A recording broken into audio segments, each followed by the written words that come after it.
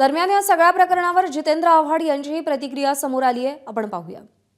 ह्याच्यात मोठी मोठी धेंड इन्व्हॉल्व होती. त्या धेंडांना वाचवण्यासाठी अक्षय शिंदेचा बळी गेला असं आमचं स्पष्ट मत आहे. हे सगळं प्रकरणच संशयास्पद आहे.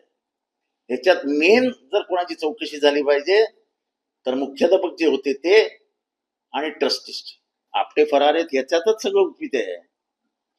हे सगळं गुपित त्याच्यातच लपलंय की अक्षय शिंदेनाच आपटेबद्दल जास्त माहिती आहे आणि म्हणून केस घ्यायलाही उशीर केला. ते आपटे होते म्हणूनच आता इथपर्यंत वाचलेत.